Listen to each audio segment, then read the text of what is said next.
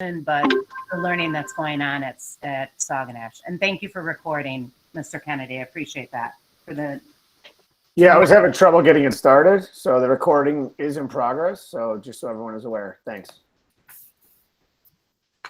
So if we could have the members just, explain your current job duty, because I really, like I said, we have a very diverse board that adds and supports things that are happening at Saguenash School. So Katrina, do you want to start off? I'll go first. So Katrina Ramos, I'm the chair on any committees. And then I have a background in account management for a healthcare tech company. Awesome. Hi, Mary McKenna. I'm the 4th grade teacher. I've been on the LSC. I think this is my 5th year now. So I'm a professional member. I'm Caitlin Murphy. I am a 3rd and 4th grade diverse learner teacher. And I believe, gosh, this might be my 3rd year on LSC, but I might have that wrong. I'm Laura Weinbren. I'm a special education assistant teacher. This is my 3rd year on the LSC. We'll go to the community reps. I'm one of 2 community reps on the board, Elaine Fitzgerald. I've been on the board for 12 years.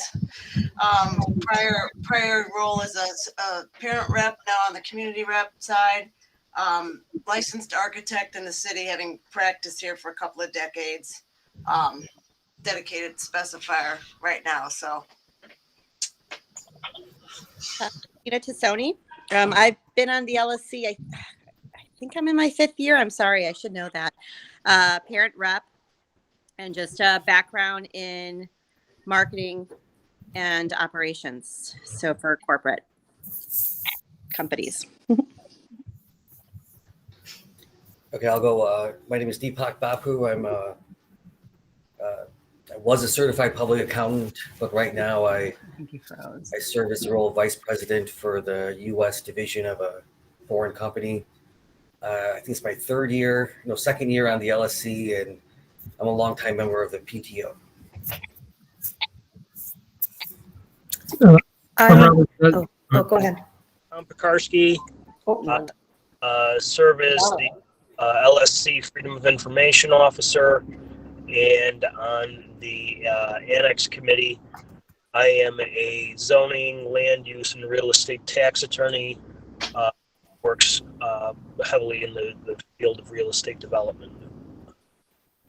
And I believe this is my 6th year on the committee. He's a parent turned community. We wouldn't let him go. Just like Elaine. Robert or Lori? I'm Lori Hoagland. I'm new to the LSC this year. I'm on the safety committee. I'm working on trying to make Peterson a little safer for us to cross to get to the school every day.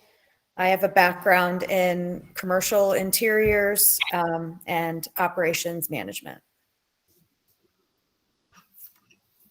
Robert Stesniak, secretary, backgrounds engineering, chemical and environmental. Yeah, I think I've got everybody. Chris Munns, principal at Saguenash School. It's my 23rd year as administrator. My 1st year was the assistant principal, and I'm my 22nd year as the principal at Saguenash. Welcome, everyone. I think we got everybody. Did we get everybody? And Isabella Mendez is our student rep, and she's unable to make it this evening, but she is representing the student voice.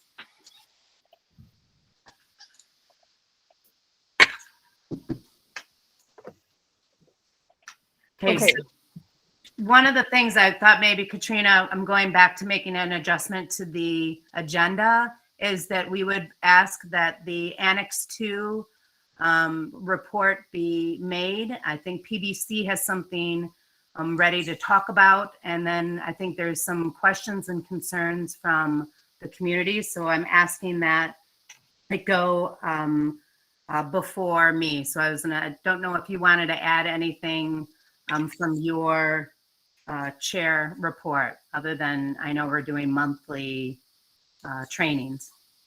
Right. And I think just always a recap for the LSC meeting on a monthly basis, the role of the LSC and the responsibilities that we have. 3 items: approve how school funds and resources are allocated, develop and monitor the school improvement plan, and evaluate and select the school's principal. Those are our main functions. And the purpose of this meeting is to review regular business. And I think that's a key item we need to just hold ourselves accountable for this meeting. Okay, thank you for that. And the only other thing that I see that just make one more change to the school usage approval. I apologize, the PTO meetings and events were approved last month, so we do not need to reapprove them. So we're gonna let I think Annex 2 is, Ray, would you like to introduce yourself? Minutes for last meeting. Oh, sorry. Yeah. Can I I'm get happy now. a motion to approve the minutes from the previous meeting? Yeah, I move we approve the minutes from previous meeting. Second. Thank you.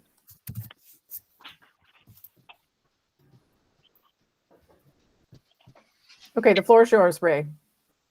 Okay. Thank you. Can everybody hear me okay? Yes. Yes. Thank you, Principal. Thank you, members of the LSC and the community and the parents. We're happy to be on this phone call. It's been a while since we've had a meeting like this. I think the last meeting was several months ago with the general community, but the Public Building Commission, its staff, and our partners from CPS are on the phone call. Again, my name is Ray Gitteroff. I'm the Chief Development Officer for the Public Building Commission. The Commission representative, Jeff Strauss, who's the Senior PM managing the work on site, is also on the phone call. And we have our environmental experts, one from CCA and the other from True North, on the call as well. Principal Munns had requested that we participate on the phone call, which we're more than happy to do, to address questions and some concerns that have recently been raised. And the questions mainly are surrounding, the heating issues, any sort of testing related to the existing brick and mortar, and what occurred recently with odors coming from metal cutting activities at the exterior of the school. So Principal Munns, if it's okay with you and the LSC and the parents on the phone call, we'll just kind of get into some of those updates, acknowledge exactly, where we are, acknowledge where we can make some corrections, and acknowledge what we're doing about it so that some of these issues don't occur again. And to give the parents and the LSC the comfort level, as you stated to us, Principal Munns, the very first meeting that we ever had on this project is keep everybody safe. So Principal Munns, I commend you for that and making sure that you hold us accountable, which I'm sure that your LSC is going to do as well, and all the parents. So that is paramount.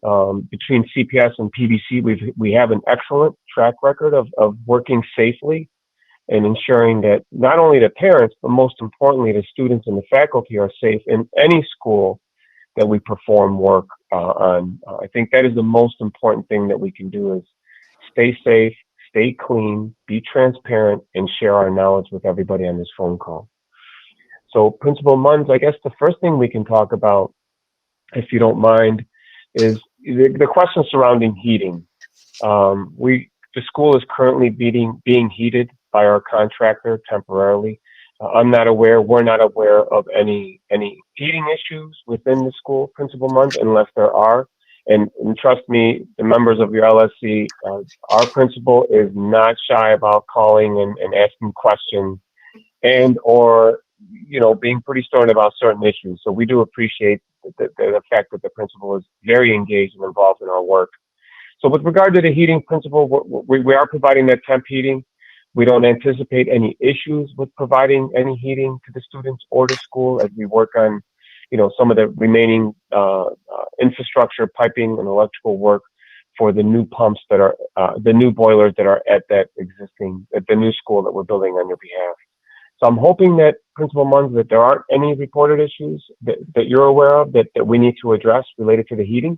No, I will just say 2 things, right? Normally Mondays are chilly because they do keep the Annex 1 heat down, and it's part of Yeah. a CPS of saving Mhm. taxpayers money. Sure. Today was definitely a little chilly, but we've Okay. gotten used to working with the heaters. They're working well. They're on. I've asked the janitorial staff to keep the doors open, so it's also heating the corridors as well. So just wanted to make sure they're working great. And maybe one thing that we could explain is how those temporary heaters are in the classrooms, and I know temporary, I think maybe 2 more weeks at the most. I've heard this week, possibly next. And then how, I think concerns are, how is the air intake for those heaters? Is there a filtration system? And the whole, is that air coming into the building, or is that exhaust going out? So I think those are some of the things that we could talk about regarding just heating. Right. Take this on site day to day and was involved in the operation selection of these. Sure, go ahead, Jeff. Thank you. Right. So what we have is portable units which have been used in schools previously for cooling and heating activities. These temporary heaters are there while we are getting the new boilers up and running with the control wiring into the main building. What we have is an interior unit, which was, we did a mock-up in one of the trailers for Principal Munns, Assistant Principal Kennedy. They came out, looked at it. These units are actually taking interior air and exhausting to the outside. These are not bringing any outside air in. All the air that is currently in the building is coming through your existing air handling system, which is up and running, which has been completely redone with new filters and everything else. So this system itself is that to turn off at a certain degree and turn on at a certain degree. We're expecting those to be in use for approximately another 2 weeks. And the power to these is coming out of where the existing window AC units were. We have confirmed we do have the load capacity and will not be blowing breakers or browning areas of the school out. We have done the mock-ups, we had them installed, we ran them off hours to make sure we did not have issues, and that is what we have with the temporary heaters. And based on the update that I had from our mechanical contractor today, I'm expecting them out there for approximately another 2 weeks. Can do air boiler startup next week. Great, thank you. Thank you, Jeff. Principal, does that answer the question regarding the heating? I think that was perfect. Thank you. Okay, excellent. And Jeff, thank you for that update. The next item had to do with the existing brick and mortar testing. So Principal Munns, if you don't mind, I'd like to turn that over to our environmental expert, Cardinal Conabear and Associates. So Derek, if you don't mind giving an update regarding the brick and mortar testing, the difference between the pre-existing areas that are not specified to receive any work compared to the areas that are specified to receive work, and everything that we've done to do that testing. Sure. So before the project began, we did a hazardous material assessment to identify any asbestos-containing materials, lead-based paint, or other hazardous materials that may be impacted by the planned renovations. And through that process, we did identify some asbestos-containing materials, some lead-based paint, which were removed by licensed contractors. The scope of specifically for the lead-based paint survey included paint or surface coatings as required by the Illinois Department of Public Health Lead Poisoning Prevention Code. The brick and mortar in question was sampled for asbestos. It is not asbestos-containing material. It was not sampled for lead-based paint because it's not painted and does not have a surface coating.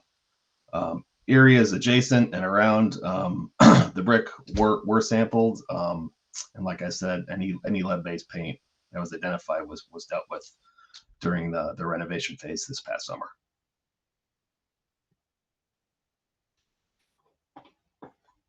Thank you, Derek. Principal Munns, does that satisfy the questions related to the testing of the brick and mortar and the effort that we put into all the testing and the analyticals and the oversight during the abatement activities?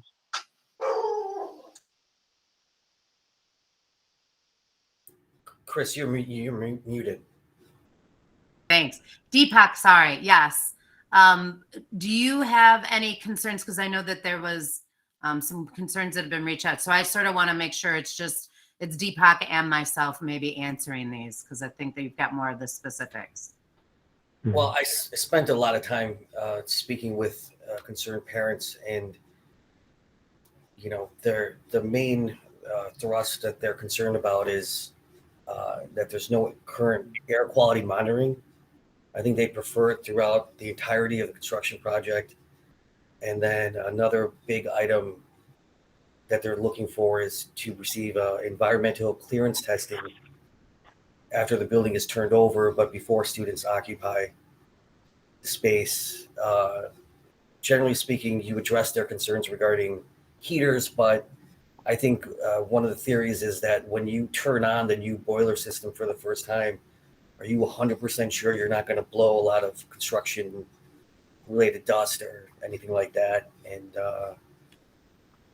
I think those are the main ones. The other concerns that they had were kind of regarding communication and maybe a little more thoughtfulness with construction activities, kind of referring to that bad smell. So if I could highlight the main things that are important to these concerned parents, it's air quality monitoring and environmental clearance testing. Okay, and Deepak, thank you. This is Ray. So I think, Derek, let's respond to the air monitoring and the clearance sampling, and then Jeff, why don't we then after that respond to any concerns related to potential dust after the boilers are started up. If we can do it in that order, and then Deepak, with your permission, after Derek updates on air monitoring, clearance sampling, Jeff will update on construction dust and what we're doing to mitigate. I can speak to the communication issue if that's okay. Great, thanks. So Derek, why don't you take the first lead on air monitoring, what we've done, the testing that we've performed, the determination for discontinuing the air monitoring based on the fact that there is no renovation work, that the renovation work has been completed inside the school, and the clearance sampling question. Sure. So before construction activities started, we developed an indoor air quality monitoring program. It also included exterior air quality monitoring as well. So we performed daily monitoring, and the intent was to evaluate dust that may be generated from construction activities. We also included carbon monoxide sampling too, just because we knew there would be gas-powered construction equipment outside. So we monitored for dust and carbon monoxide throughout the renovation activities, throughout construction period where dust generating activities were going to be performed. Prior to school starting session, at the end of substantial completion of the construction work, we performed a visual assessment of the entire interior of the school, as well as took indoor air quality measurements and visual observations, and the measurements we collected of indoor air quality. The overall findings of the assessment were determined to be acceptable for occupancy. We did understand that there was a concern about lead and dust, surface dust. We took an additional step to collect lead and surface dust samples from representative surfaces in the school as well. Results of that sampling were all below regulatory limits. So the indoor air quality sampling at that point was discontinued because there was no dust generating activities planned for the interior of the school. So Derek, thank you for that. Deepak, just it should be known that we've established a repository of environmental information. Every report that Derek referenced, every environmental document that we're talking about is maintained by the Public Building Commission, and copies of all of that information is available to anybody at any time. The repository was housed in the principal's office. It's currently in our construction trailer. But we'll work with Principal Munns if there's a better location for that repository. Of course, we will comply. I just want to make it clear to our entire family on this phone call, being transparent is paramount for us. It's important that everybody knows what we know. Principal Munns has made that clear to us. Our partners at CPS have made that clear to the Public Building Commission, so that all the information is available, and we can discuss that further. Obviously, if there are more questions related to the air quality and where and what and when and why, and we can sort of address those questions as they come up. But in our opinion, the Public Building Commission, its environmental consultant that happens to be CCA, its environmental manager in True North, there's nothing that's concerning to PBC or its team that anybody inside the school is at risk based on the analyticals and the testing and the reporting that was done in accordance with the IEPH regulations.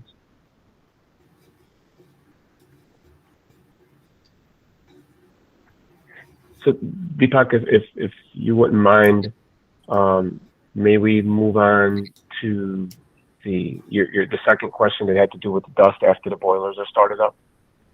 Well, I just want to add one thing, because I have spent Sure. a lot of time speaking to parents. Please note that they're not alleging that anything wrong has happened. They understand that the construction is done to the applicable standards and best practices. It seems that their theory contemplates that may not be enough, especially since kids are in session while construction is occurring. So, I mean, I think maybe I'm asking for your professional judgment or comment on that it's safe, I guess, and your assessment as to whether or not additional air quality monitoring is necessary. So Deepak, you're making a good point there. You made a couple of good points. We encourage and we look forward to these types of questions. I'm a parent, and the more questions, the better. So by all means, we're more than happy to listen and respond. I think the question related to, quote unquote, is it safe? And then a separate question as to continuing the air monitoring. Eric, if you don't mind, our assessment that the school is safe is based on the test results and the testing performed by CCA, correct? Correct. So the science would demonstrate that the building is safe. Beyond that, Deepak, I think you mentioned there's a request to possibly continue air monitoring. Is that the question? Yeah, that's what I know one person specifically would like. Okay, understood. It's a fair question. So based on the fact that the interior renovation work is complete, and as Derek mentioned, and as I'm confirming, as our commission rep that's on the phone call has stated, renovation work is complete. So the chances of generating any sort of construction debris or dust inside the school from that would be zero, because we're not performing any work inside the school. As far as a request to continue, even though there's no renovation work, even though through testing we've demonstrated, or the testing has demonstrated that the building is safe, I think that's something, Principal Munns and Deepak, that's something that, will allow us to review that with our partners at CPS. It would be uncommon, if I can use that word, Derek, and Ryan would do, that we would test in areas where there's no work being performed. Deepak, I'm not at all indicate or trying to say that the concerns aren't, that we're not listening, right? I get it. We understand that there are questions and there are concerns. I think part of our job is to provide that level of confidence in what we've done, and build that trust with the families there, that this is important to us, and testing is important, and the results are important, because if through the testing the results would have indicated something differently, then this whole conversation would have been different, and we would have taken different steps and different measures. So the request for additional testing or error monitoring, I apologize. That's something, Principal Munns, that we're going to have to look at that with our partners at CPS and you, and determine what's best, right, for the school, right? The school comes first, everybody else comes second. So that's something that we need to take a look at, Deepak, and come back to the principal and you possibly, and see where we go from there. Sure. I'm not trying to skirt the question. I'm just, because we've demonstrated that. No, I get it. Please keep in mind, I'm speaking for several parents who might have been too nervous to speak. Not nervous, but, for whatever reason, I'm doing this. I'm not necessarily advocating personally for anything, but I would like I guess what you're saying is your consideration to possibly do more. I mean, I'm an accountant, so there's a cost benefit to everything. If it comes down to that kind of decisioning, especially considering the renovation is done, from my point of view, that's fair.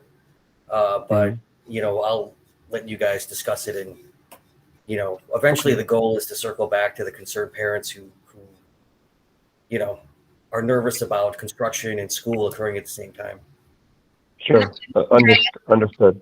Ray, I'm just going to jump in here. I think let's get a bigger picture of how many times have we, and maybe Derek can answer this better, I'm not sure, have we monitored projects, whether anything that PBC has done in schools, hospitals, etc., and what was was there a track record, just like we use student data? What kind of data was there to indicate that there should be more? Because I'm trying to go through something objective, which is data, as opposed to subjective. Yes, we did have air quality monitoring while the demolition was going on in the gymnasium. I do know that there was a substantial cost to the taxpayers. So I want to make sure that we are being cognizant of being fair to the taxpayers on a $40 million addition and any additional costs. So, and so give us just a little bit of a background of how often does this really happen? And when we were doing it, how concerned were you with the data that we were collecting, that I should say you all were collecting during the air quality monitoring? Go ahead, Derek. Sure. So the extent and duration of the indoor air quality monitoring was atypical. I would think if it was a healthcare setting where you needed to have a sterile environment, you might go to this extent of the indoor air quality monitoring. I've been with Conroe Conabare for 25 years doing these sorts of indoor air quality projects, and I haven't been a part of one as extensive as this for as long as this. So it in my experience, it's not necessarily common for this type of monitoring.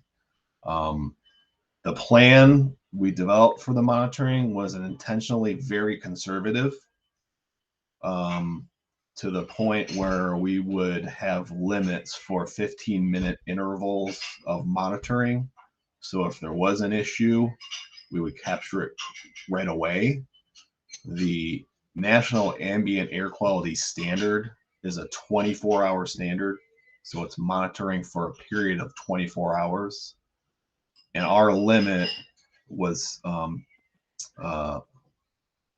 a factor of 100 lower than what the acceptable limit would be for the National Ambient Air Quality Standard. So it was much more conservative, so that we sort of had a curve, a speed bump, if you will.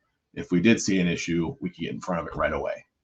And the plan worked. I'm not saying there weren't a few times where we exceeded that 15-minute interval, but we did capture it right away and made adjustments, and were able to be successful with the project. So Yeah, this level of indoor air quality monitoring, it's not common. Can I ask, well, and I don't know if it's something we can reveal, but was there, I think this was not within, there was a little bit of air quality monitoring within our budget, but this was a little over and beyond. Are we talking about a substantial amount? So if I can, Derek, yeah, go ahead. That's a good question. So we have budget authority with our client, the CPS, and as far as that amount is concerned, I can share that with Principal Munns after this meeting. But I can tell you it was a significant amount of money that was authorized by CPS because it also considers this issue very serious as we do. So taxpayers aside, student safety first. And we feel that although there was significant funds spent on monitoring, reporting, and observing, it was worth it because of what Derek just said. The very strict, stringent, conservative approach that we took here, and Derek alluded to it. We were able to identify if there's an issue in 15-minute increments and intervals, and then reset, recalibrate, stop, and reconsider and make adjustments so that we can make sure everybody's safe. But that's an excellent question. There was significant funds authorized by our partners at CPS to do the right thing, which I believe that we've done. Okay, thank you.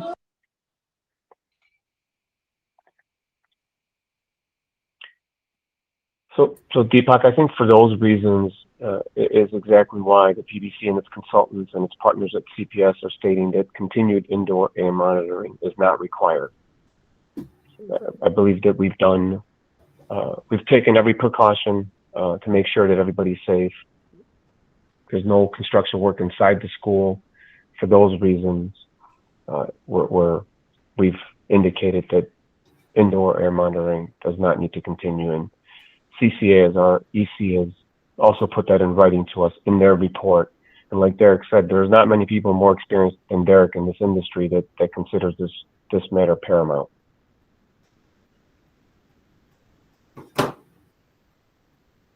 Okay, if you're wanting a response, I appreciate that. It's good to know that we've received more than, or I guess, an atypical amount at considerable expense.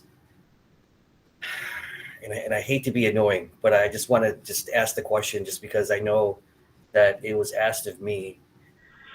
Regarding the concerned parents, they contemplate like when the buildings are connected, right? When the new construction, the new annex is opened up to the existing hallways or whatever infrastructure is going on there, that activity is dangerous or can lead to exposure to hazardous materials. Can you comment on that, and then I'll leave you guys alone. Sure. That's also a very good question. With regard to the new Annex 2 that we're building, is that what you're referencing, Deepak? And it's linked to the existing school? Yeah, exactly. Like when that link happens, it's dangerous. Sure. So I can tell you that our architects and CPS's architects don't specify any hazardous materials in the new schools that we design and build. In fact, the architect of record has to put that in writing at the end of the project because that's something that CPS also expects, that we have that affirmation from the architect of record that there are no hazardous materials that have been specified for the new school. Jeff, if you don't mind speaking to the connections or the penetrations that have already been completed at the existing school. Sure. And to give some people my background before coming over to PBC, I'm a union carpenter who was a senior superintendent with one of our larger general contractors here in Chicago. And I specialize with them in healthcare work. So doing work inside an occupied hospital or inside an occupied surgical wing, doing construction is something I'm very, very familiar with. So these are some of the steps we have taken and actually implemented here with the Sutherland project, with temporary barricades, visqueen barricades, and negative air machines. When we do connect the two buildings, we will have hard barriers between the two projects, and not just hard barriers as in for smoke or for dust, etc. It's also a fire-rated barrier God forbid we have an issue. So there are fire rated separations as well that are taken into account with this. And when we do this, we will actually do all the work within those barricades, which will be with negative air machines, and you can actually make sure that none of the air coming from, whether it be particulate dust, etc., coming from the job site into the new building will occur. The same procedures we would use inside of an operating room or working next to an operating room when it comes to that. And those would be with the negative air machines, with the HEPA filters, creating that negative pressure. So if there is anything, we're actually pulling through from the school to our side, but these are going to be hard, non-permeable barricades. And that is something we have considered when we do make the final connections between the main building and Annex 2. Thank you. Jeff, if you don't mind, just confirm for everyone that construction filters will be installed by the contractor on the mechanical system to prevent any dust from being pushed through the building. Yes, we have the new filters in place. Those were in place at the 3 weeks ago, and there's a routine changing of those filters that is done off hours, and that is coordinated with CPS's maintenance schedule. But those filters are in place, and the air handler is up and running already. So we are moving air inside the building as is with the new filters in place. Okay, thank you, Jeff. And then Deepak, did you have anything else? Because I do want to touch on your last 2 points you brought up regarding fumes and communication. No, you've addressed it. Thank you. Ray, did you Okay. want me to go through boiler startup briefly? Because I know there was a question also on boiler startup. Sure, Jeff. Thank you very much. Yes. So with the boiler startup, it's actually a closed loop boiler system. Your air handler at Sutherland Elementary is currently up and running, and it is the system you had there previously with the upgrade done. We did remove the interior boilers in the building, but this is not an air handling system, what you are thinking of, like your heater and forced air the way it is at your homes. This is a boiler system with a closed loop boiler system. The flues for the boilers are completely outside the main building. They are inside my new annex, and there is absolutely no cross-contamination other than the boiler piping moving to the existing air handlers and the existing units inside the building, but there is not actually air movement from the boilers to the main building and the main building to the boilers. So when you go to do the startup, you don't have to worry about the school being dusted off from inside your mechanical system, because I am actually already running that air handler as is. Thank you, Jeff. May I address the question regarding fumes, Deepak? Sure, but I also, what was that one thing, the environmental clearance testing? Did you address that? Derek? Yeah, Derek, we clearance samples were taken prior to students returning to school, correct? Yes, we took specifically lead and surface dust samples from representative surfaces on the interior of the school. And the results of those samples were all below the regulatory limits. Oh, okay. So I'm speaking on behalf of people that I've been communicating with. What about when the new construction is turned over? And you can say, frankly, if it's not common to do clearance testing for like a brand new school that's been cleaned off, or however you want to express it, but I think that's their point of view. Sure. Generally, if it's not an environmental abatement project, clearance samples are not collected. In my experience, it's not typical to collect clearance samples following a construction project. Okay. And Deepak, at the completion of the new work, there's a thorough cleaning that's conducted by the contractor, followed by more cleaning performed by CPS. Right. So we don't, and Derek's absolutely right. Typically, that's not done for new construction. It's thoroughly cleaned and turned over in that way. Okay. Thank you. No problem. And Derek, thank you. Jeff, thank you for those responses. May I respond to the concerns regarding the fumes that were recently experienced? So thank you. So I know that we're talking about how well we're managing and how well we're performing and all the precautions that we've taken to prevent any issues as good as we plan, or as well as we plan. I'm sorry. We're not perfect. And in that regard, we do acknowledge that there were odors from cutting equipment, cutting rebar last week that found its way into the school. We've been cutting rebar since approximately March, and everybody's heard it. Probably Principal Munns, you've probably heard the rebar being cut. Everybody is working safely. So we've had one reported issue with fumes entering the school. And for that, we apologize. We acknowledged it. Absolutely. If there was odors that somebody identified, we immediately stopped the work, the cutting of the rebar. The rebar cutting has been relocated further away from the school to prevent any odors from coming into the school. I can let Jeff sort of speak to, where it was being cut compared to where it's being cut now to prevent any odors from coming into the school. So Jeff, if you don't mind, quickly, sort of where the rebar was being cut, and then your direction to stop the work and relocate the cutting of the rebar. Yeah, so unfortunately, the rebar contractor made the poor decision of cutting rebar approximately 10 feet north of the existing building and 5 feet to the west of the existing building. And the prevailing winds of that day were absolutely blowing that up against the building, and I believe that is where possibly this odor occurred from. As we said, as Ray said, there was an immediate stop work as soon as I got the phone call from Principal Munns. Contractor and I worked together.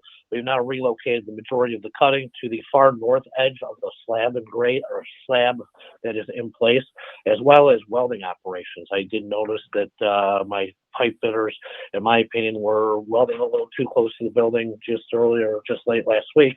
And I politely or impolitely went and asked the general contractor what he and his subs were thinking and made them relocate those operations as well. So it is something that is an ongoing basis, and these are being relocated away from the building as far as feasibly possible. And it's something we take very, very serious on my side, on the PVC side. So we are actually on the far north end of the property now doing overcutting and welding.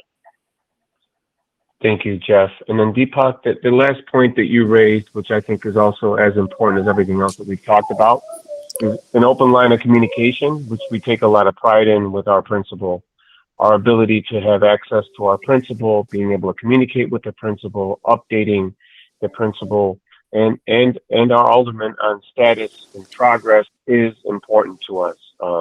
We get a lot of information from the principal. In fact, we may hire her as our next general superintendent on the next construction site. But we do. There's a lot of communication, and Deepak, to your point, I think that's key. I think being transparent, sharing information, learning from any sort of mistakes that may be occurring, and just overall lessons learned on how we can work safely with not just the LSC, but all of the surrounding residents, and especially the faculty and the students that are in the school. So we do take a lot of pride in making sure that we stay in constant communication with our principal, with our partners at CPS, with the local aldermen, and of course, all of you on this phone call right now.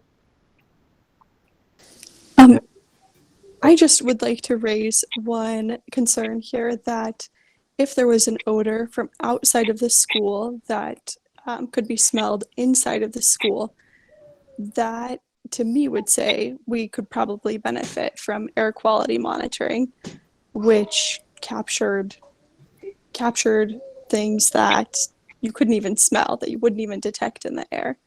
So Aaron, part of that monitoring was particulate matter, is the email that I sent to you last week in a response. This was a non-particulate matter. The air quality monitoring would not have picked up the odor. Odor is an odor, which is different than a particulate matter. And I appreciate that, Jeff and Aaron. I think this is the first time that I've had the privilege to talk to you. and I don't know if you joined the call early on, but we have taken a lot of precautions to make sure that your children and the faculty and our principal are safe in that school.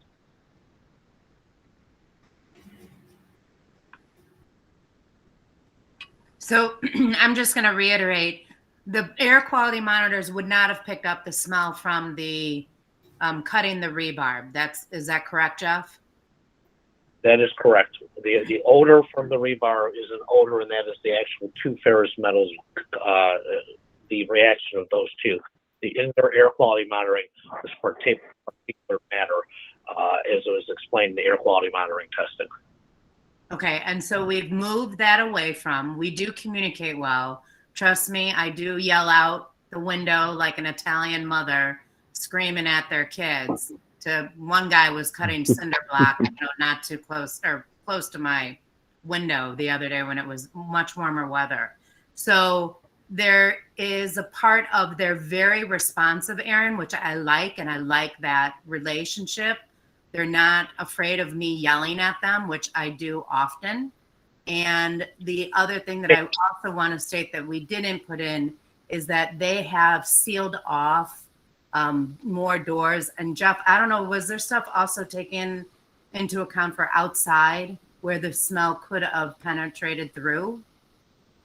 Yeah, that was part of me relocating their logistics plan and where they were cutting with, as well as bringing in some additional fans to make sure that if we do have a prevailing wind that is not beneficial to the construction site, we are dissipating that in the proper direction. Okay, and did you seal anything in the exterior? I know we Nothing sealed the interior. Nothing additional since then, and we've resolved the problem since then because we've continued these activities since that incident with no further incidences. Okay. We continued the activity since then with no implications in it. It's just a matter of reviewing the logistics and moving it into the proper location. Is that helpful, Aaron? Yes.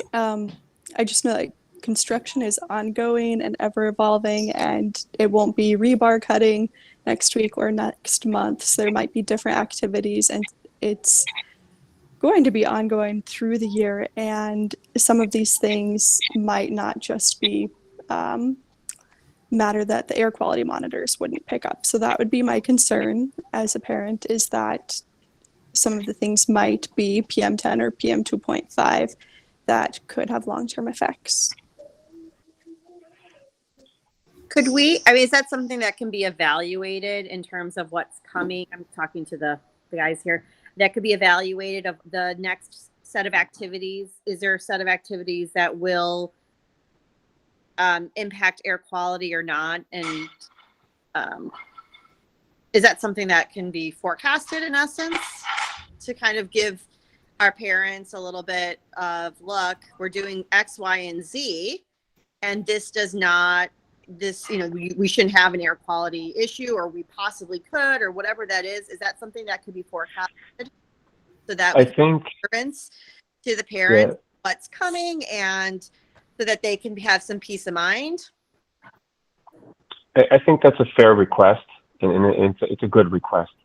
I think, Jeff, why don't we develop, as we start to forecast work that's upcoming, and to your point, whether that's structural steel, and then obviously the masonry work's going to start, and there's going to be silos, and, sort of in anticipation of what the concerns might be and what we're doing to address it before it becomes a concern. So I think that's a great point. So Principal Munns, I think in the weekly reports that we issue to you, I think it's every Thursday afternoon, maybe we can add a couple of bullet points related to that might help. I'm certain that you distribute the weekly reports to everybody. I'm hoping that the families get the reports, and we try to keep them to one page, try to include progress photographs, which are important. So I think maybe we can consider doing something like that as we move forward, so that everybody knows, okay, structural steel is next. That may mean something, and Jeff can communicate that with Principal Munns, I think, ahead of time, and then maybe that can be shared not maybe, but I'm certain that'll be shared with all the families. Currently, the report that you see here, we issue these every single Thursday. We're going to continue to issue these through project completion. So we do reference what work's been completed under item number 3, whatever work is ongoing, and then any upcoming activities.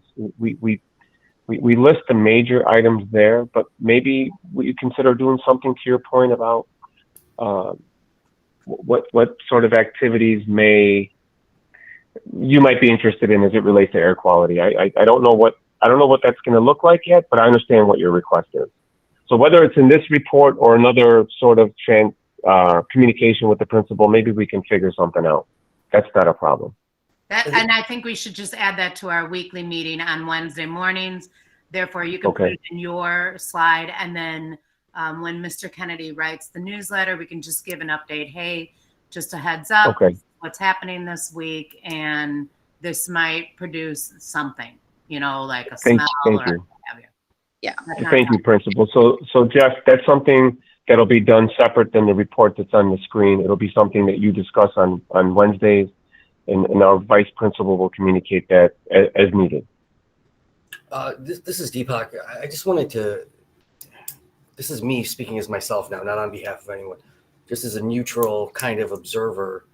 The idea of informing parents is kind of interesting with this one, because you don't have to inform anyone. Like, you could see that the building was taken down and there's people working, building something new, and I think for the items outlined on this, I think the generic default for most parents is that it'll be done safely. But if you could specifically add that the items listed, say in items 4 and 5 of this document we're looking at, don't commonly present danger, then I think that's enough. I think that should satisfy people, because I think the implication or the assessment from the concerned parents is that the assumption that everything is dangerous first, and now you have to prove or monitor that it's safe. You know what I'm saying? I think it's. No, I was just saying just a deep. I mean, I agree with you, Deepak. I trust that everything we're doing is safe, and I trust on all ends here. But just for those that have, so that they're not thinking, oh my gosh, what's going to be next, and someone something, or if we can kind of be if there's area, and it might not ever be, we might come here and they're like, nope, this is very standard. We shouldn't really see anything. Great, then it's empty. But if there is something that, hey, heads up, just FYI, note it. Yeah. That's all I'm saying. I agree with that assessment too. I'm not saying I agree. You guys are doing everything in your power and very proactive, and the communication's been great. I love the one pager, know what's going on. Yeah. But yeah, it's just adding that little bit for the parents that are, heads up. It's right. So Jeff, yeah, go ahead. As somebody who was a tradesman myself and came up through the trades, and I have anywhere between 25 and 50 tradesmen and women on that job site every day, their safety is as important to me as your children's safety, is as important as every one of the faculty's safety in there. If there was a activity that was putting my trades and tradeswomen at risk on a daily basis out there, and I'm out there every day as myself, I guarantee you I would be the first one to shut that operation down, because the safety of everybody on that job site, whether you're a tradesman, a student, or a parent, or a faculty member, is paramount to me. And I want to be very, very clear with that. Thank you, Jeff. So Deepak and Christina, the one pager that I'm happy that everyone appreciates that. It's a great tool to inform everybody.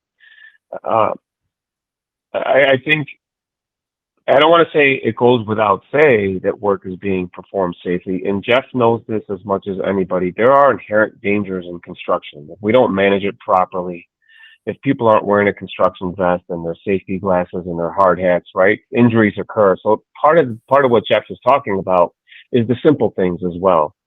So Deepak, I'm trying to figure out how I can accommodate your request by indicating that is the request that there's a bullet point that's added here that says work is being performed safely? No, not like that at all. I'm not trying to micromanage Okay. at all like that. All right, because that's something that would be different for us. But as Principal Munns suggested, and Christina, as you requested, with regard to upcoming activities and sort of putting some awareness on that, I think Jeff, as Principal Munns recommended, maybe during your Wednesday meetings, you can convey that message, and that message can go out separate, because this report is intended just a snapshot in progress. It's not intended to sort of answer these other concerns that are valid. Yeah, Does that make sense? I think we tied the 3-week look ahead into what, and I think there's a way I can do it for Principal Months. I have an idea. Let's try it. Let's try it at the next Wednesday meeting and see if our principal, if it satisfies the request. And principal, please share that as you always do, and then let's see if that works. If not, let's reset and see what we can do better to keep everybody informed. Well, and this is Katrina. I think as the new activities on the building commence, things that would affect air quality, there will not be additional air quality monitoring from the discussion I heard earlier. We'll be aware of what the construction, what's coming up, what's going to be going on, but there will not be any more monitoring because there's no need based on historical data and your experience and the project plan. Correct. Now, that's another good question. Now, we got to go, if there's renovation work that we need to perform inside the existing school, now we're talking about something different. But as reported, as confirmed by our environmental consultant, that additional air monitoring is not required at the existing school because there's no renovation work being performed. In fact, the renovation work's been completed. What about any construction work within the school, like the work on the boiler in the basement? So that boiler, actually, Aaron, those boilers are in the new building, in the basement of the new building. I'm just making the connections, as we talked about, with the building automation system through the conduit and wiring and computer programming.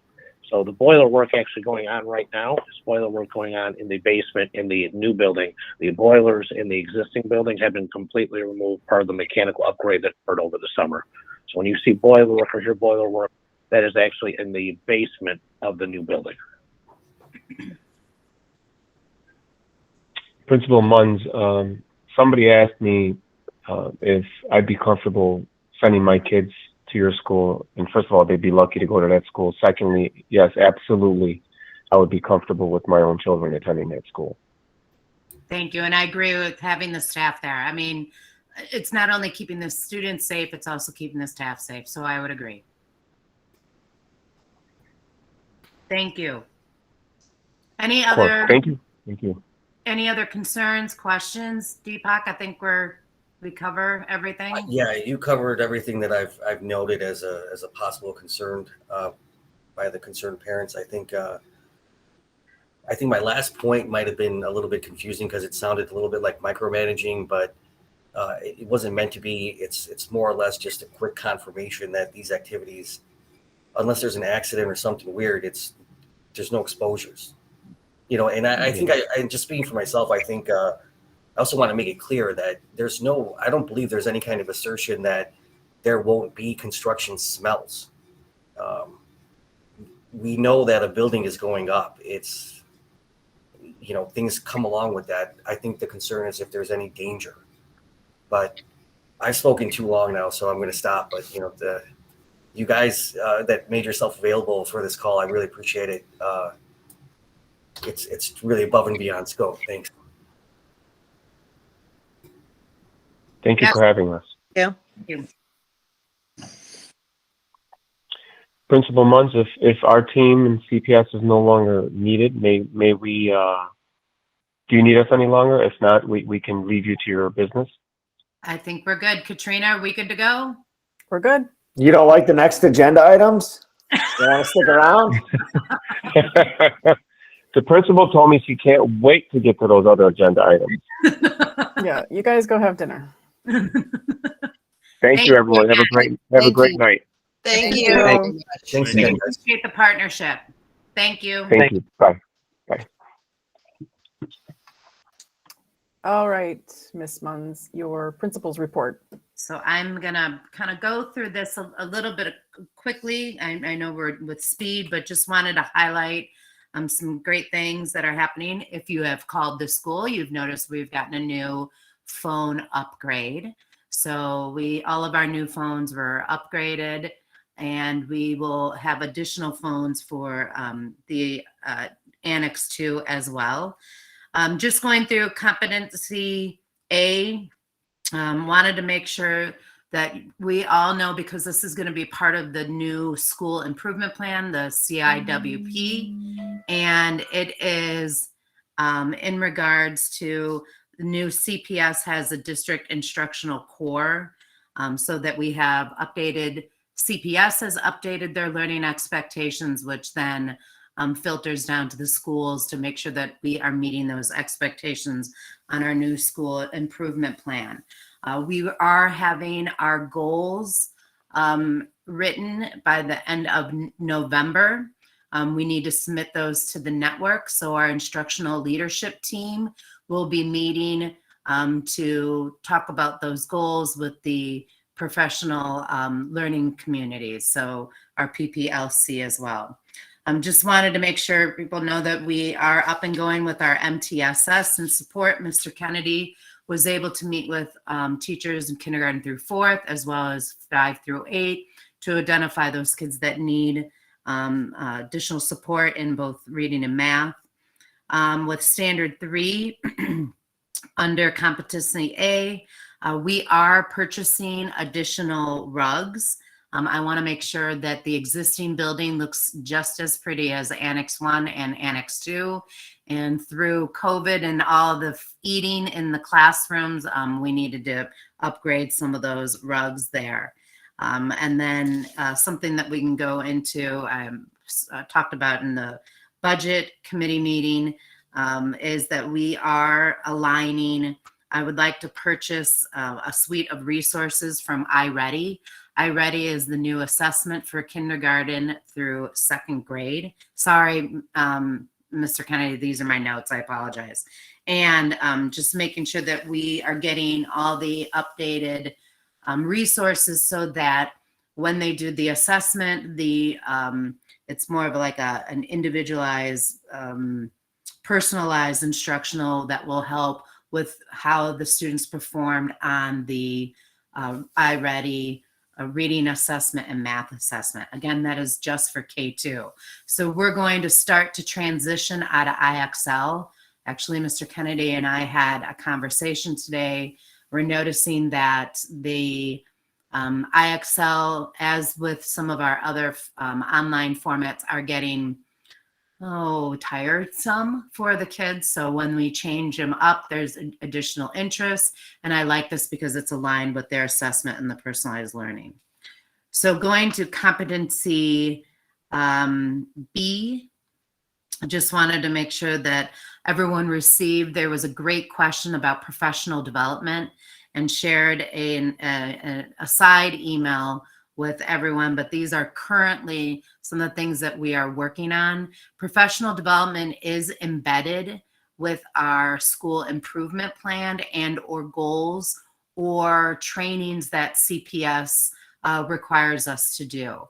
So like I said, it's hard to have a specific plan, but again, our plan is our school improvement plan, and then it's supported with not only budget, but also professional development, which some of the teachers, which is kind of nice, we're going back to, they're able to go to off-campus trainings. So you can see that sense of normalcy is definitely coming back throughout our education. And then wanted to give a shout out. Mr. Kennedy and I were chosen to represent and support and advise Network One. They have a Network One advisory committee. So we will be supporting the network and giving feedback on what we feel is imperative, especially after coming out of COVID and seeing some different learning ways of how we can improve and support our students. So that is something under competency C. And moving on to competency D, which I hope becomes a legacy at Saguenash School. This year, I asked the grade levels to choose a philanthropy project so that we can appreciate and give back to our community, whether it's Saguenash community or within state level or federal level. So I listed there many different great opportunities, and I think our 5th and 6th grade team's going to be, there are going to be some, our Boo Grams are going to be one of the first ones to support the Red Cross and their efforts with the hurricane. So you'll be getting an ask from your students, your children, to buy some Boo Grams. I also want to give out a shout out to the student council. So I'm kind of blending in Isabella's feedback. I told her that we would talk about our student council is up and running, and they have chosen their philanthropy project for the year to support the Saguenash Park District. They are in need for an interior water fountain. So there's going to be some fundraising around that and a focus on how they can support. And by the way, if any 7th and 8th grade, maybe even some 6th graders out there that could help the park district, the Saguenash Park, with a Halloween party. It's a lot of fun watching the little guys in there. And then the last thing that I just wanted to make sure in competency E, we had some great feedback. This is, again, something I really want to be in the school improvement plan, is to celebrate the cultures. It's not just International Night, but celebrate some of the cultures and learn about them. And Mr.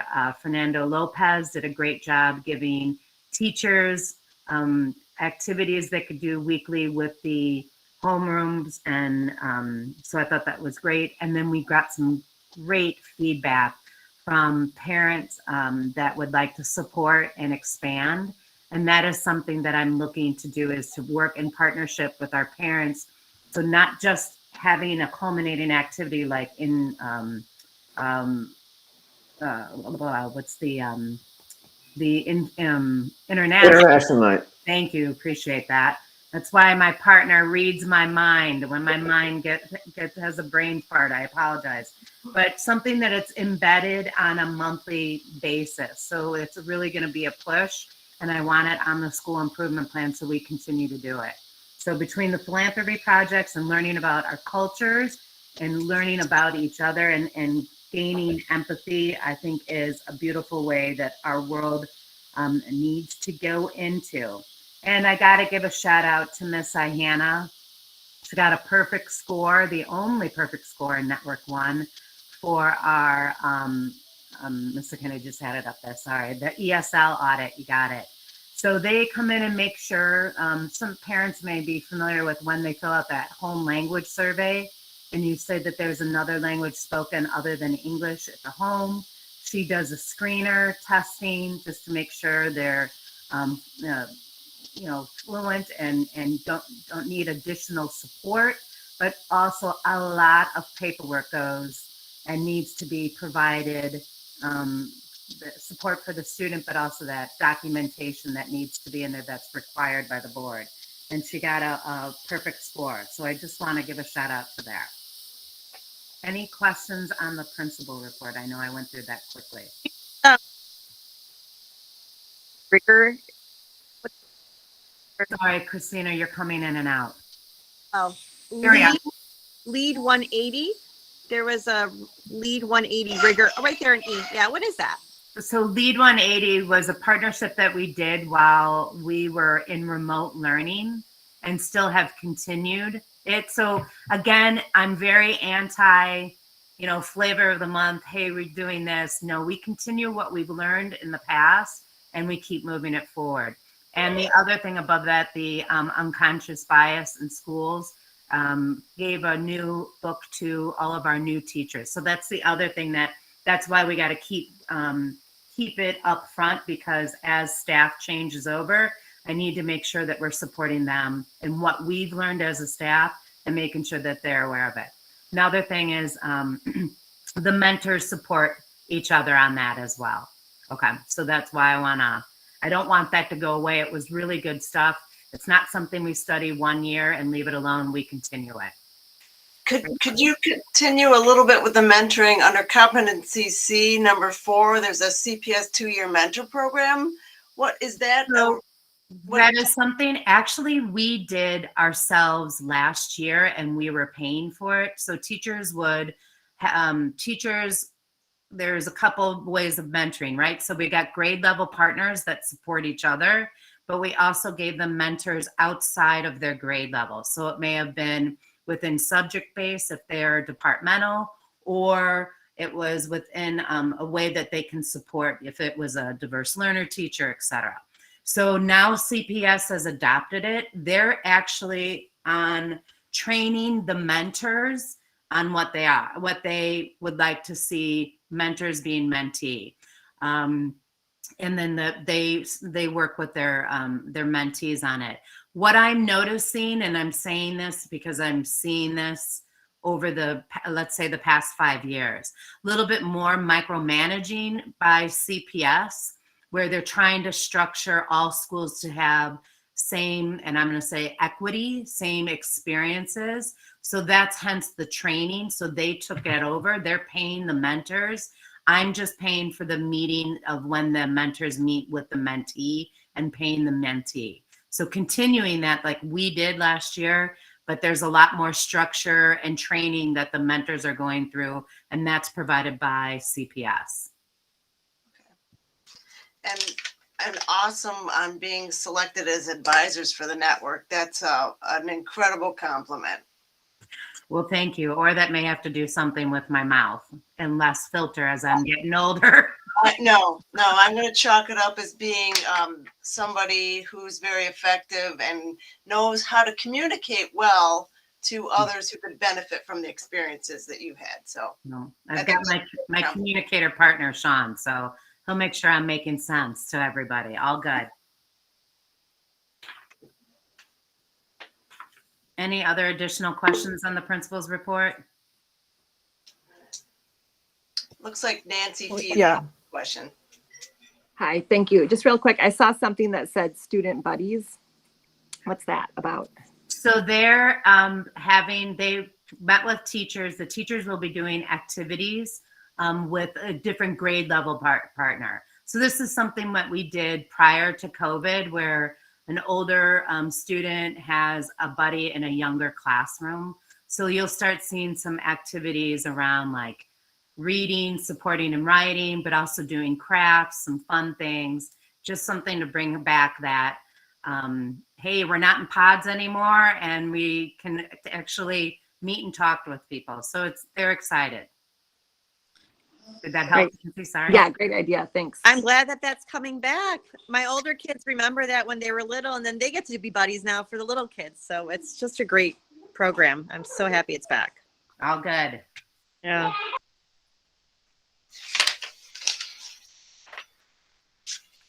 And then I do want to, I think I touched base with it. I'm going to just give out Isabella's student report with the, like we said, the student council is back. They voted on fundraising for the park district for the indoor water fountain. And they are still in need for some volunteers. So we may have some buddies that might be joining them from Queen of All Saints to support the park district. But And what date is the park district Halloween party? it is on Halloween, and I think that's part of the, yeah, but it's a little bit early. It's early, so at least they could, have some fun with the little guys, support them in some games and treats, what have you, and then they can go out and trick or treat. I know they want to trick or treat too. I get it.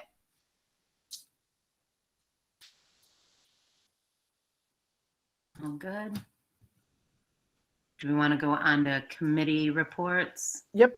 So I think we covered the annex. Yes. Stephen or Principal Munns, Coalition of Excellence. So I think I'm going to speak just because it sort of took a turn which is interesting because word got out there that we were trying to form the coalition back. And in the same time, there is what we call a principal advisory committee. I think if you guys remember a few years back, I was on that. It's a principal advisory committee to the CEO.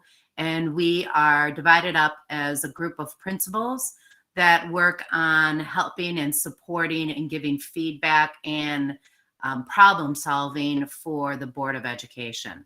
So one of the committees, one of the subcommittees is the what they're calling the Principal Advisory Committee Subcommittee on Student-Based Budgeting and Budgeting. So I do not represent Network One, the principal at Edison Park. He does, but he was asking me if I could support another group that was reaching out for information on student-based budgeting and what some of you are all familiar with me talking about the BRACS formula. Again, getting funding per student versus having the CPS pay for the teacher based on how many students that they have. So the rule of thumb was 28 students for every student kindergarten through third, and 31 students for every student fourth grade through eighth. There's a formula that goes in there. So instead of paying for the actual teacher salary, CPS would award positions like they do for our special education team.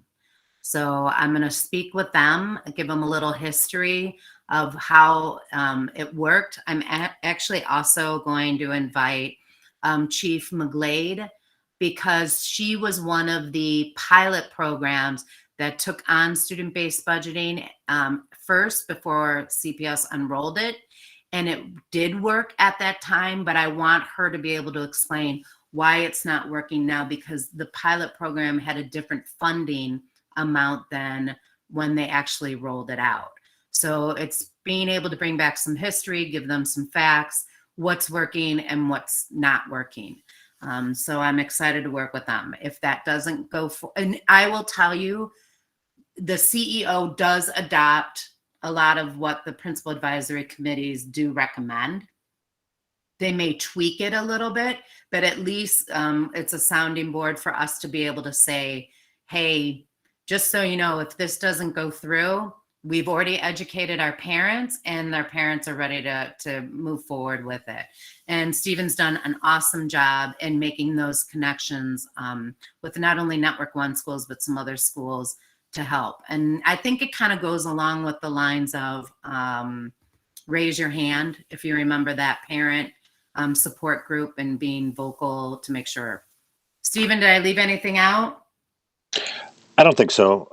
I thank you for the Park District thing. That's helpful. Speaking for a rep from the Park District, I guess right now, the Halloween thing, it's fun. Ask Elaine. Connor liked it. I mean, he might be a little too old, but those kids liked it. He did a really good job. It's fun. We can always grab a Mullen kid. They've got like 40 of them. The coalition, we were heard, and we're gonna keep reaching out to those people, because if we need to be heard again, we'll be heard again. Yeah, I think that's great. Just to make sure, again, it's having these conversations and educating the parents. And then next month with the state of the school is also a very helpful resource that you can see where the funding goes and how far it gets us. Mm-hmm. No, I agree completely.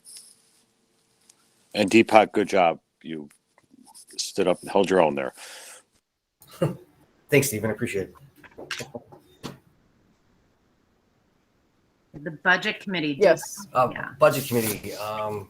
Ms. Luns, you wanted a roll call vote, I believe, to transfer, was it $20,000 from internal accounts to acquire the iReady instructional materials you referenced, which are close to $12,000, and new rugs for the old building, which approximate $3,200, and some additional money you said for supplies. So am I allowed to motion that budget transfer? Absolutely. Yeah, I motion that we approve a $20,000 budget transfer from internal accounts.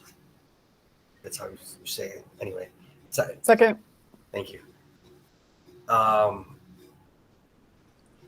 Robert, can you do a roll call? Are you okay? Right.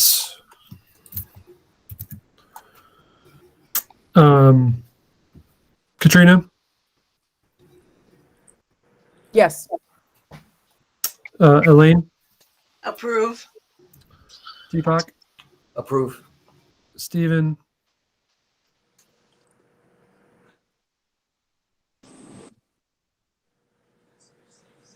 Maybe we'll come back to Stephen. yeah, we'll come back to Stephen. Stephen, you're muted. Christina, Approved. me approve. Lori, Approved. and Mary, Yes, approve. Caitlin, Approved. Laura, Approve. Tom. Yes. That's all. Thank you. I appreciate it. Okay, next up, Safety Committee. I have a couple of updates, I guess. So we put the petition out there and we have over 300 signatures on it. I'm giving it just a little bit more time. And then I'm probably going to send that to the alderman's office and try to re-engage them. And in the meantime, I believe Stephen has a contact that he is trying to work with at CDOT. And I have a friend that lives on my block, and he works for the city.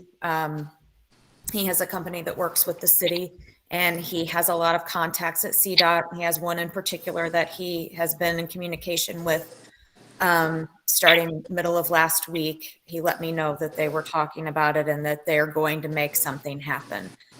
Obviously, we don't know for sure that anything is going to come of that yet, but I hopefully have more updates in the coming weeks. Once we get more information from them, or maybe potentially some re-engagement with the alderman's office. I do have a question. When we had to reroute things a little bit and move more into Kilpatrick, I noticed that we have signs out that say it's state of Illinois law to stop for pedestrians. There were 4 of those. Do they belong to us or to the school, or were they the construction crew? The construction crew. Yeah, okay, that's what I thought. But if anyone is wondering, that is one of the things I was hoping to get out there for the crosswalk at Kilpatrick and Peterson. There are more things that I would rather have. It's been worse lately than it ever has been. In the 5 years I've been walking that with my kids, it's worse this year for some reason. Maybe I don't have an answer for why, but it is definitely worse this year. That's all I have today. Thank you. Oh, Stephen. I raised my hand. That was fun. So I talked to the media contact again today I think it's more of us getting to meet with them and not getting to meet with our go-between in the alderman's office. The signs might work, but I think we're looking for, and Chris, correct me if I'm wrong, I think we're looking for the painting school zone thing and the crosswalk signs. She's just trying to, Erica, not the Erica from the alderman's office, the Erica from CDOT is trying to make sure we have the right person to come to talk to us to make sure we get the proper solution for what's been going on. Hopefully within this week, I'll have an answer and we'll have the proper person to talk to, and we can make that a safer thoroughfare. Oh, well, that's positive news. I think with a lot of these things that we've all learned, because most of us have been doing this for a little bit, we just have to find the right person to talk to. And I think I'm breaking through to the right person, if that's helpful. Great. The school improvement plan, the Yep. CIWP. So I sort of touched base on it. Again, we're writing our goals for the next 2 years, and they are due to the network at the November. I would be happy to share a draft before it goes to the network, just to get some parent feedback. But this really is driven by the instructional leadership team. So we'll have an update in November. Thank you. Deepak? Yeah, I'll be quick. Family Fun Night was great. PTO has a meeting on Wednesday at the school at 6:30. Upcoming events include Trunk or Treat, which is Thursday, October 27th. And everyone can expect to make donations for the annual fund drive in November. That's all for PTO. I'm kidding about donating. It's consider it though. It's nice. Thank you. So here's where we get to expenditures, but that's okay. We've already taken care of that. Okay, school usage. We've already approved PTO, so moving on to brownies. So there's another brownie. Use the facility.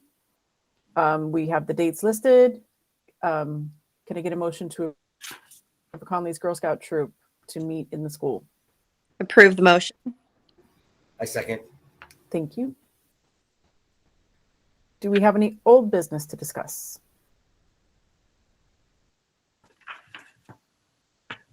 Do we have any?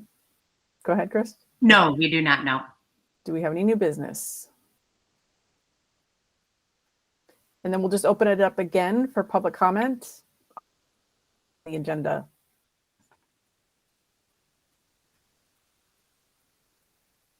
Feel free Okay. to keep your hand. There we go. Oh, Nancy, go ahead. Okay, just a clarifying question, maybe stirring the pot, I don't know. Do we have air quality testing since the no dust generating activities stopped? Do we have like a baseline of air quality numbers? That's my question. Okay, so I'm gonna bring that back to the crew on Wednesday for my 10 o'clock meeting, and then I'm sure they'll be able to. But Nancy, just to clarify, you want a baseline for when again? Well, I guess it's more like a wondering question.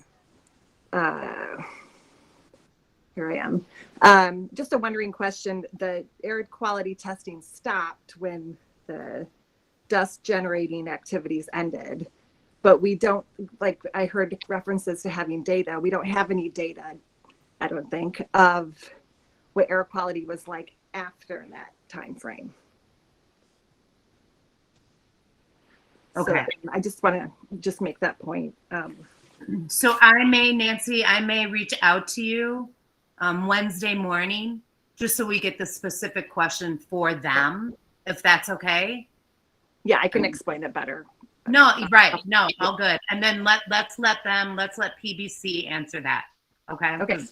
Perfect. And could we just have that in writing then, what the answer was, so that we don't keep asking that same question? We'll just put, if I could just ask that. Chris? Sure, we'll add that to the newsletter for Friday on top of kind of like we were talking about, any kind of explanation. We'll put that in the newsletter, and then you can click on the link that Sean does, and then you'll get the one pager. Sound good? And Erin, if you want to support Nancy with that question, I'm happy to do that. Right. I just wanted to say that air quality monitoring stopped at the beginning of the school year. And we, as far as I know, and I'm open to any response from them. As far as I know, there's no quantified actual concrete evidence or air quality monitoring to show that outdoor activities do not have an impact on the indoor air quality. Yeah, Nancy, I'm not volunteering Robert, but Robert Sesniak is trained in this professionally. He would know like the most comprehensive answer that you could probably get. But under the theory of their contract, and I'm kind of speaking not really on their behalf, but just because we've had meetings with the PBC people, under the theory of their contract, if they are not generating particulates, let's say, then they're not responsible for monitoring that. You know what I'm saying? Like, you're not responsible for our air quality if they are not causing the problem. And one of the things to keep in mind is we are adjacent to 94, Cicero and Peterson, which if there's bad air quality there, it could be from the 84 bus and not anything that these guys are doing. So I'll just add that. Chris, just ask the question of PBC and then they can answer probably better than I just did, but thank you. Perfect.